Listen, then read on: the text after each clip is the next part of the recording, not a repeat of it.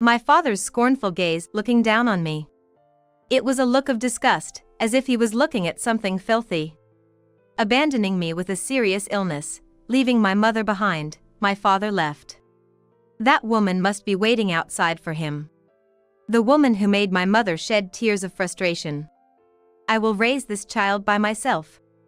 The one who is unnecessary is you. My mother screamed with all her soul, only for my father to snort in derision and turn his back. After the front door coldly shut, my mother and I cried so much. But a few days passed and our dire situation changed significantly. Despite ignoring him, we could finally say this to my persistently calling father, a father? I don't have a father, do I? The tables had already turned. There was nothing to fear for my mother and me anymore. I'm coming over now, barked the man who used to be my father. My mother and I decided to wait for him with a trap set. My name is Allie. Just an ordinary 11-year-old girl you can find anywhere. The only difference is that I have a very weak body. I've been sickly since I can remember, hardly able to attend school properly. I spend most of my waking hours at home, reading books or drawing. I always feel sorry for causing so much trouble for my mother. Her name is Meg. Despite being frail herself, my mother works from morning till night just for me. You don't have to worry about anything, Allie. It's okay. Mommy will do her best. Yet, there's someone making her already hard life even more difficult. It's my father, Tom. My memories start with scenes of my father making my mother cry. He never bothered to contribute his earnings to the household, wandering around aimlessly. All the bills, water, electricity, gas, and food were paid by my mother. I can't forget how desperately my mother clung to him, no matter how harshly he treated her. Please, cooperate. Think about the family, even a little. Get off me, will you? You asking to get smacked? My father had a mistress. He made no attempt to hide it. You'd think she'd divorce such a man quickly. That's what most people would think. But my mother, who had no one else to turn to, couldn't make that decision. She didn't want her daughter, me, to end up like her without parents. It seems that was her thought. My cowardly father knew this well and used it to torment her at every opportunity. You don't want Allie to grow up with just one parent, do you? Then don't interfere with what I do. Is that something a father would say? You're truly the worst. Shut up. Hey, you get it, right? Don't you dare go crying to my relatives or your coworkers. Make one weird move, and it's divorce for us. Then, Allie will end up with just one parent. I felt more like a hostage than a daughter.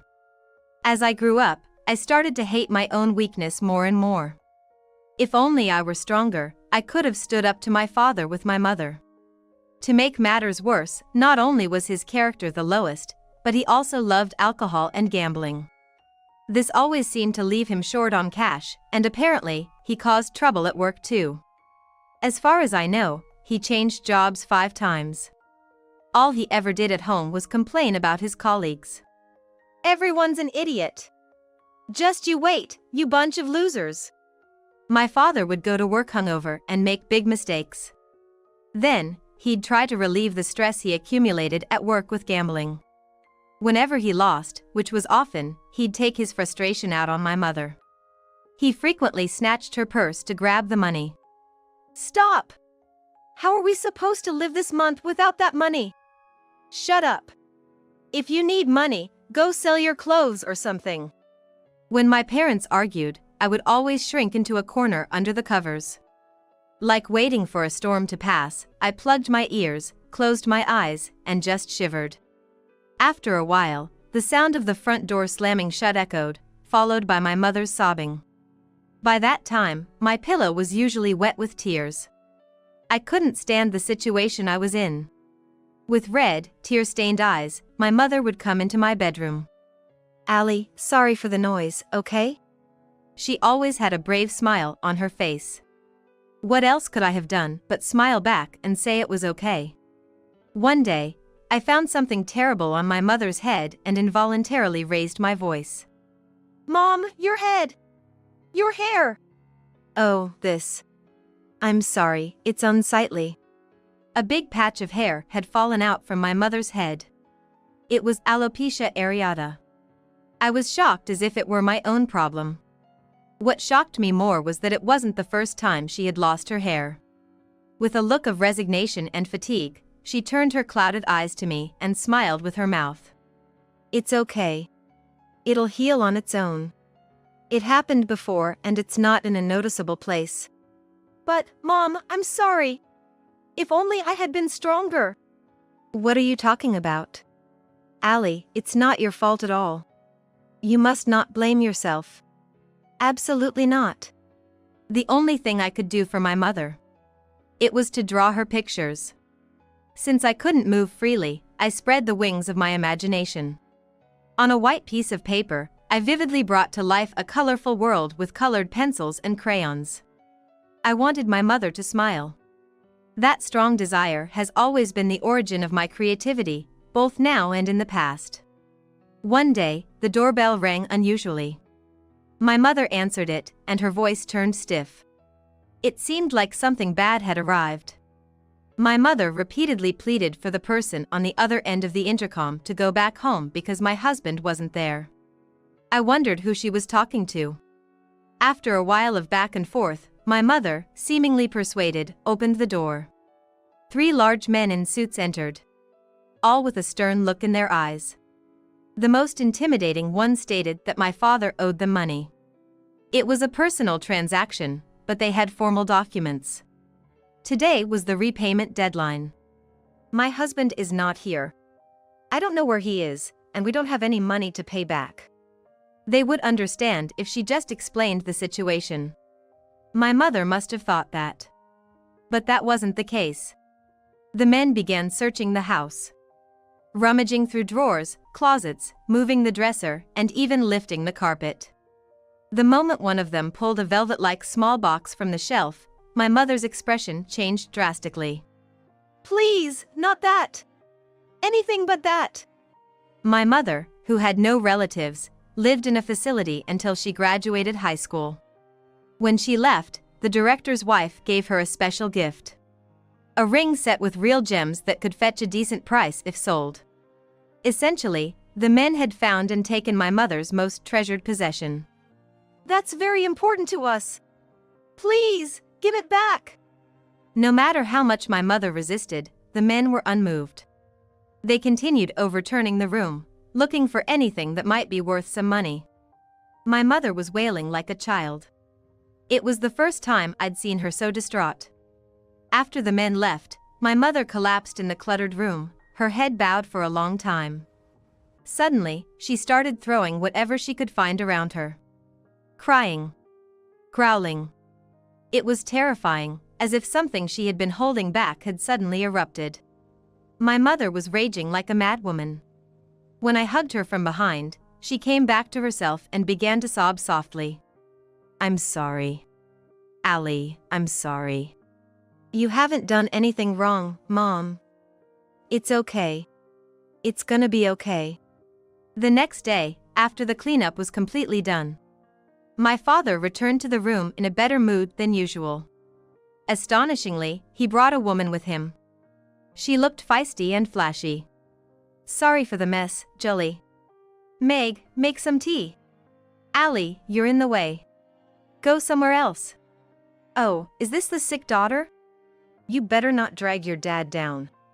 My drawing lay in the corner of the room. Julie, the woman, picked it up without permission. She wouldn't give it back even when I reached for it. Finally, she tossed it aside. Such a terrible drawing. No talent. This belongs in the trash. That was the first critique I ever received on my drawing from someone else. I remember being deeply hurt by Jolie's mocking attitude. Even at a young age. Neither Julie nor my father openly acknowledged their relationship, but it was clear to see. They were unmistakably lovers. Having a partner who brings his mistress home. And then being made to serve tea for her. I can't even begin to imagine the humiliation my mother felt. And then, seizing a moment's distraction, my father swiped the wallet from my mother's belongings. No. Not that money. That's absolutely off limits. Idiot. If you don't want it taken, you should have kept it safe. That's for Allie's hospital bills. Please, just not that. My mother desperately tried to take back the money. My father mocked her as he ran around the room, eluding her. Watching them, Jolie laughed heartily. It was a nauseating scene. Hey, Jolie, let's go out for a drink. It's suffocating to stay here. Then bye-bye. Make sure you save up some money, okay? My father, turning my mother's hard-earned money for my hospital bills into drinking money for him and his mistress. Normally, I don't think anyone could do such a thing. But my father was different. He must not care what happens to my mother or me. Roughly pushing my crying mother aside, he left with his mistress. It was right after I turned 11. My health took a turn for the worse. I started getting fevers more often and couldn't get up due to pain all over my body. Taken to the hospital by my mother, I was diagnosed with a frightening illness. Childhood cancer? Me? My mother must have heard everything from the doctor first. Her eyes were wet with tears. Her makeup running. Why does it have to be me who suffers like this? Things are only going to get worse, with more difficult treatments and rising medical bills. And my mother will work herself to the bone for it. But then my father will just spend that money on drinks. Frankly, our future looked bleak. It was so bad, it was almost laughable. But I didn't lose my composure. Instead, I felt a newfound resolve. What about painting? Can I still paint even with childhood cancer? The doctor confidently said I could. He even suggested not just displaying my paintings but selling them. We live in an era where individuals can connect with people all over the world and promote themselves. There are countless avenues for selling artwork. The doctor, who liked paintings, said he'd buy one if I ever decided to sell. I have lots of my paintings at home. It never occurred to me to put a price on them and sell them. My mother and I immediately started gathering information about selling paintings and registered on internet sites. There were auction-style sites as well as sites for gathering fans and patrons. A few days later, my father, who had been away from home for a long time, came back. It seemed he came to pick up some clothes. He began packing his bag in silence. When I revealed that I had been diagnosed with childhood cancer, my father actually snorted in disdain. So, it's the end for you then. You'll be dying soon. How could you say such a thing to your own daughter? It's the truth, isn't it? Lucky you, Meg. You'll be rid of the burden soon. Enough is enough. My father stood up, looking down on me with a scornful gaze. It was a look of disgust, as if he was looking at something filthy. Abandoning me with childhood cancer, leaving my mother behind, my father left. Jolie must be waiting for him outside. The woman who made my mother shed tears of frustration. So long, Allie. A sick kid like you is no child of mine. It would have been better if you never existed. I'll do what I want, so you two do whatever you want as well. I will raise this child by myself. The one who is unnecessary is you. My mother's soulful cry was met with my father snorting in derision and turning his back. After the front door coldly closed, my mother and I hugged and cried together. But actually, those tears were of joy for being freed from such a worthless man. One day, while I was drawing in my room as usual, my mother received a call from my father on her cell phone after a long time. He wanted to talk to me. I put down my pencil and answered the phone. My father's voice sounded unnaturally cheerful, almost frivolous. Hey Allie. Long time no see. How's your illness? You doing okay? What do you want? If there's nothing important, I'd like to hang up. Come on, don't be so cold. You know, I am your real father, right? A father? I don't have a father, do I? I could hear him clicking his tongue over the phone, obviously irritated by my response. How selfish can a man be? I was getting tired of this conversation. Just be honest, will you? You found out my paintings are selling for a lot, didn't you? Yeah. That seems to be the case. Ali, you really have talent for painting. There was a TV interview, right? I saw it. The girl who continues to paint despite battling illness, was it? Man, as a father, I was so proud. Indeed, my artwork is currently receiving global recognition. It was the result of selling my work online, encouraged by my doctor. The more I posted, the higher the prices my paintings fetched at auctions. My bank account started receiving unbelievable amounts of money every month. I had my mom quit all her jobs to focus on taking care of me. We spent more time together, and her health visibly improved. Everything was going well. I had long anticipated that my father would contact us eventually, trying to flatter us into giving him a taste of the good life. You're also streaming your drawing process, right? I heard you have like 200,000 subscribers? You could live off that alone, couldn't you? Man, you're really something. Thanks. Is that all you wanted to talk about? If so, I'm going to hang up now. Wait. That's not it. Listen, Ali, I need to talk to you about something. I've been feeling pretty bad lately, can't work much. I'm practically out of money. Oh, that's too bad. Goodbye then. Wait. Come on, help me out here. You understand, right? Just give me some money. You're making a killing, aren't you? You could spare a little, couldn't you? What a pathetic man. Does he have no shame? Looking down on me like I was something filthy and abandoning me. And now that the winds have changed, he comes crawling back. Truly despicable. It wasn't a joke at all. Neither my mother nor I have any intention of giving a single penny to such a despicable man. Why should I give you money, Dad? It makes no sense. What do you mean it makes no sense? I'm the father. You're the daughter. Isn't that reason enough? You're the one who said a sick kid like you is no child of mine, remember? Or have you forgotten that already? No, that was just a figure of speech. I didn't mean it. He's sorely mistaken if he thinks I'd fall for that lie. I rejected my father completely. No matter what he said, I kept refusing. Then, the man who had been groveling showed his true, filthy colors. Hey, cut it out. Acting all high and mighty just because I'm being nice. Who do you think allowed you to be born? Show some gratitude. To me, your father. I have grievances against you, not gratitude. Don't you get it? After all the suffering and tears you caused Mom and me. And now you dare to play the father card. Oh, is that so?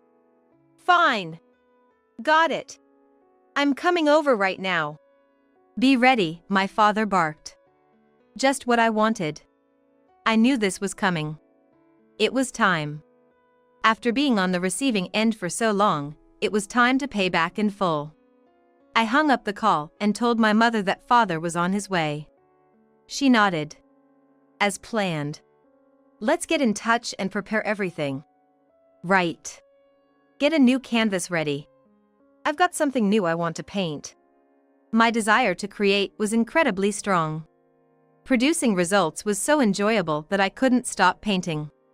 Deep down, my enthusiasm for painting was partly fueled by my anger towards my father. In that sense, I might even owe him some thanks.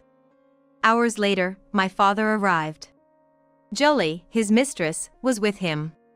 The disdain in their eyes as they looked at my mother and me. My father surveyed the room, then snorted disdainfully.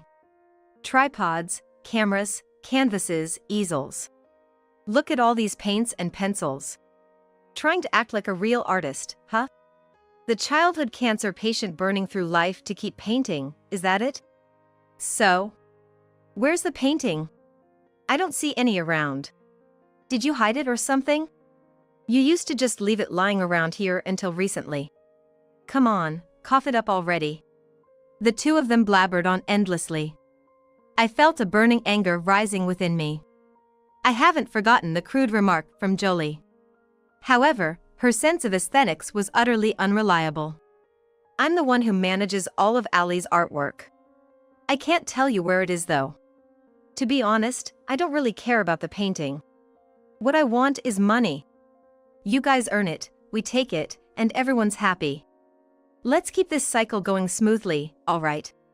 That doesn't make any sense. Why should Ali's compensation for her artwork be given to you? It doesn't add up. Even a child could understand that, right? My usually timid mother surprised both my father and Jolie with her unusual assertiveness. Since she quit her job and started focusing on me and herself, my mother has changed. She looks healthier, her eyes have regained their sparkle, and she seems to be filled with strength both mentally and physically. On top of that, Tom. This child, who has been made to suffer because of you all this time, doesn't owe you any gratitude, as she said on the phone. Don't expect a single penny from her. Oh, scary, scary. Is this what happens when you have money? Don't underestimate me, you ugly hag. I can easily dominate a couple of women anytime. Should I make you suffer? Using force? Go ahead if you can. Because of someone like you, I developed alopecia areata and even lost precious jewelry given to me by someone I respected. If you're coming, come at me. I'll make you feel how angry I am with my own body. It was an unusually aggressive statement from my mother, who wouldn't have said such things before. She was filled with determination. There were sharp objects like pencils and painting knives around us. They probably thought twice about lunging at us recklessly. My father just glared and didn't move an inch. Wow. You've become quite strong. You're like a different person from before. That's right. I've reflected and transformed. I've always made Ali suffer because of my own weakness. I regret it deeply now. I should have divorced you, a man like you, a long time ago. It would have been better if you hadn't been there from the beginning. Oh, is that so? Then what are you going to do? Kick me out. My father stepped forward. My mother also stepped forward without backing down. It's decided that you'll be kicked out. You have no place here. Also, I'll be suing you from now on. So, be prepared for it. What? What are you talking about, you pain in the neck? What's with this lawsuit nonsense? Speak up where it matters. I'll talk about everything wherever necessary. I've been bullied by my husband every day and suffered, as I've said. I even have records of going to the hospital for alopecia areata. There's no escaping this, so be prepared. We have plenty of money for the lawsuit. Through managing the artwork and finances, I've come to know some excellent lawyers. Plus, I'm somewhat of a celebrity now. There's no way they can harm my mother and get away with it. Basically, my father has been losing from the start. He doesn't stand a chance against us now. It seems he finally realized this as he started to laugh weakly. Don't be so angry. I get it. I don't want to make a big deal out of this. I'll stop with the force. I don't want to get caught by the police or stabbed from behind by Ali's fans. So what are you going to do? There's no other option but to leave, is there? Don't be so cold. Think about it, didn't I occasionally do fatherly things? Brought home souvenirs, praised the meals, and even contributed money to the house now and then. Isn't that right? Give me some credit for that. Credit him?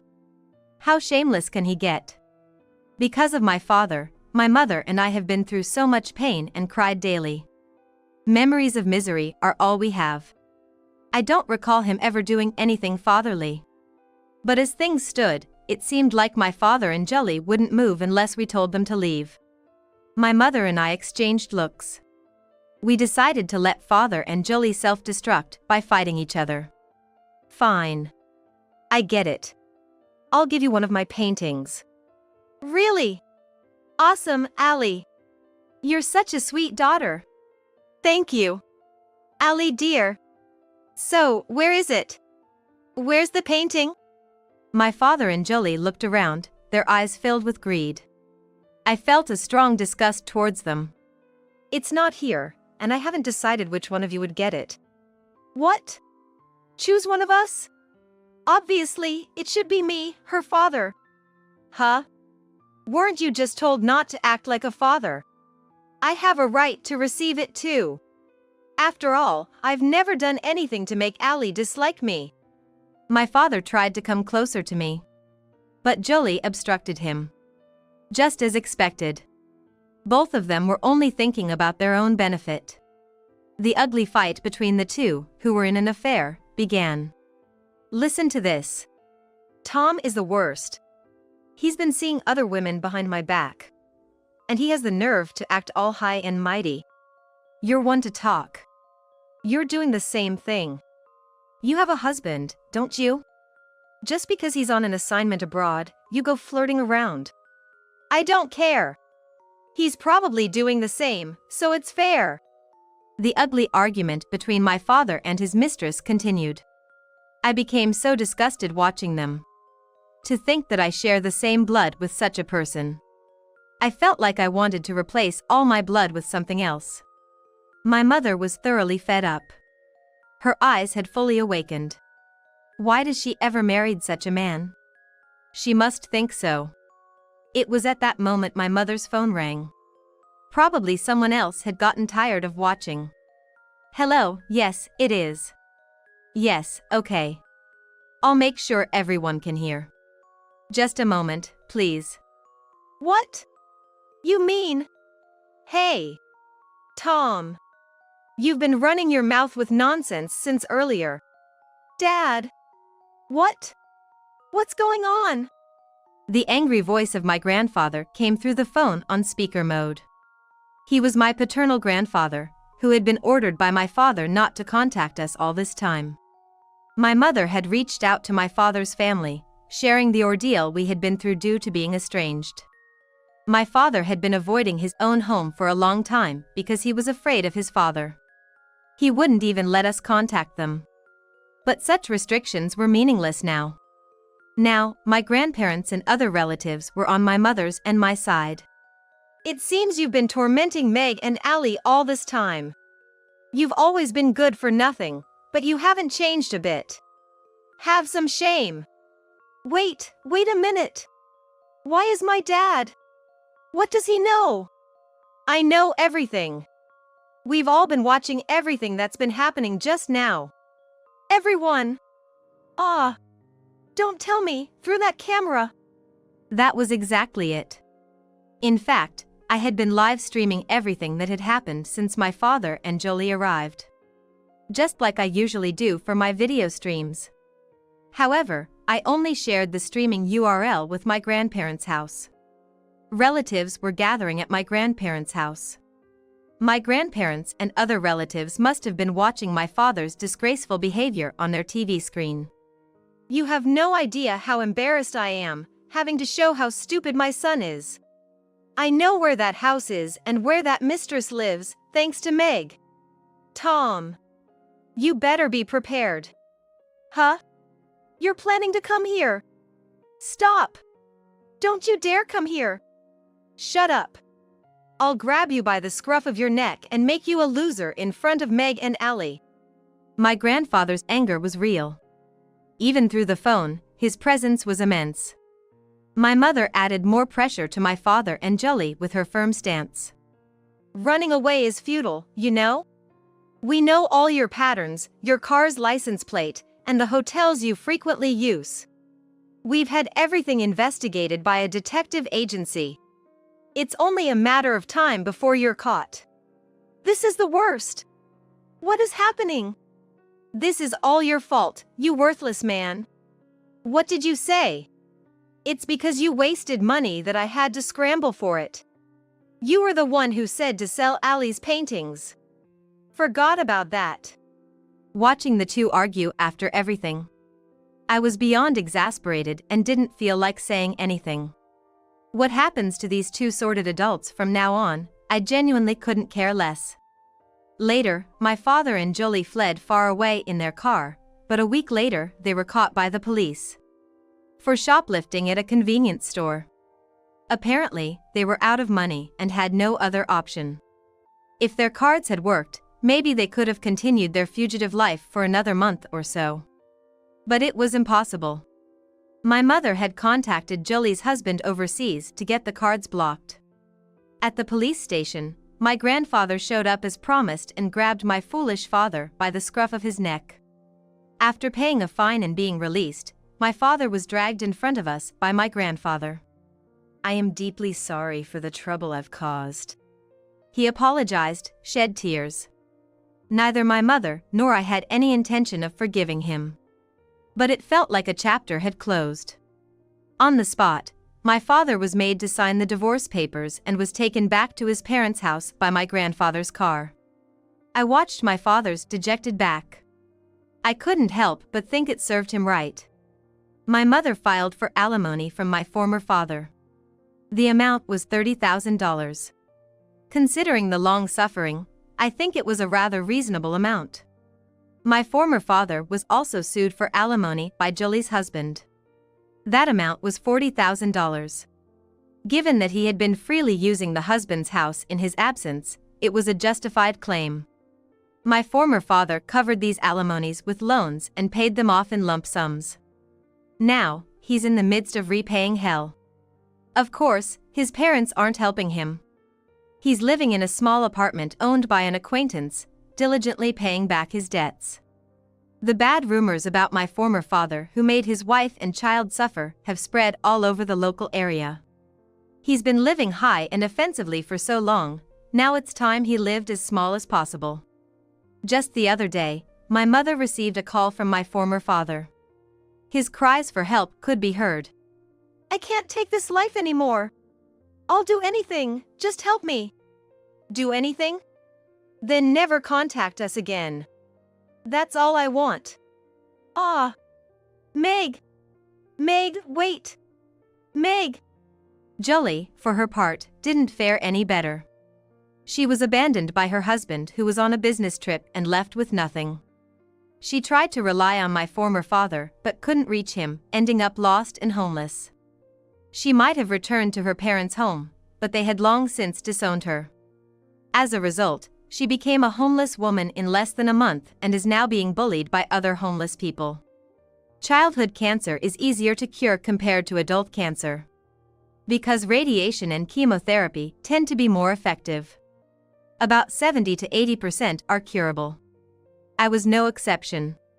With the money I earned from painting, I received the best treatment and successfully overcame cancer. Moving forward, I want to continue creating art more vigorously and repay my mother for all the hardship.